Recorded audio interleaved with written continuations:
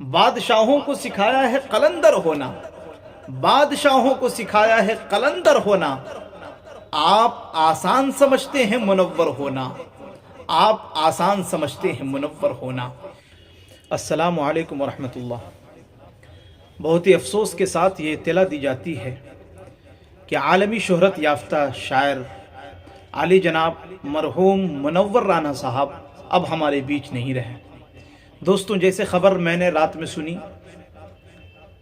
تقریباً 12:30 بجے میرے پاس فون آیا کہ عالی جناب منور رانا صاحب اب اس دنیا میں نہیں رہے۔ اللہ کی قسم میری آنکھیں نم ہو گئی، اس لیے کہ اردو ادب کا ایک بہت بڑا خسارہ ہو گیا۔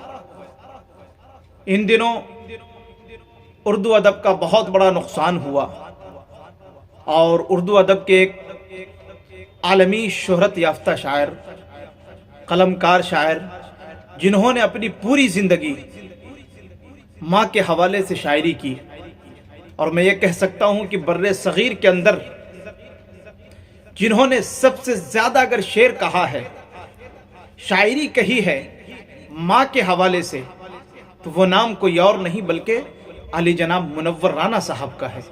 جنہوں نے ماں کی عظمت کو موضوع بنا کر شاعری کرنے والے عظیم شاعر،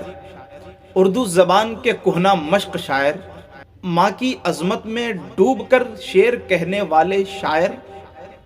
بین الاقوامی شاعر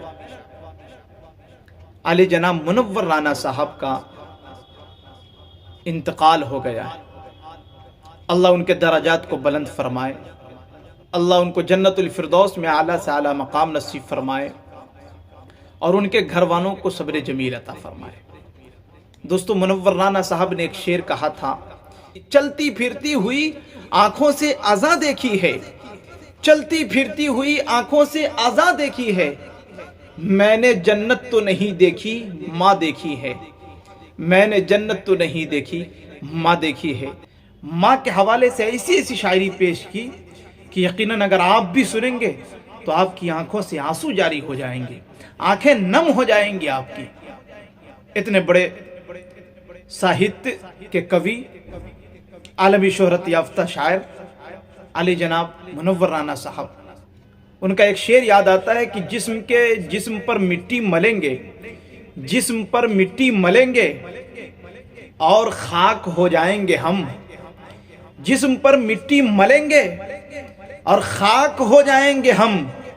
اے زمین ایک دن تیری خوراک ہو جائیں گے ہم۔ جسم پر مٹی ملیں گے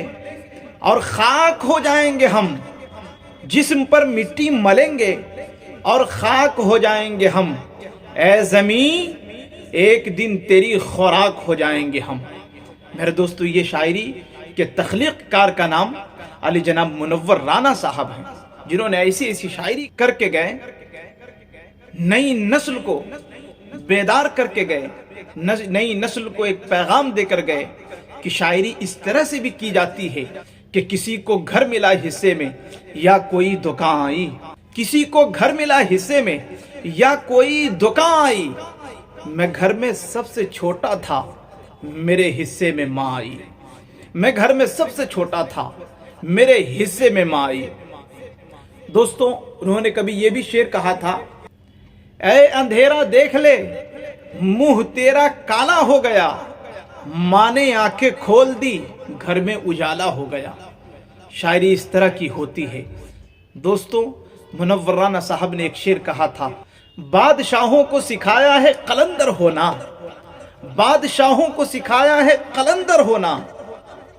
آپ آسان سمجھتے ہیں منور ہونا، آپ آسان سمجھتے ہیں منور ہونا۔ ان کے لیے ایسے بھی تمام مساجد میں، مدارس میں، مکاتب میں ان کے لیے دعائیں مغفرت کروائیں، ان کے لیے دعا کریں، اللہ ان کو جنت الفردوس میں اعلیٰ سے اعلیٰ مقام نصیب فرمائے۔ انہوں نے کبھی یہ بھی شعر کہا کہ ہمارے کچھ گناہوں کی سزا بھی ساتھ چلتی ہے،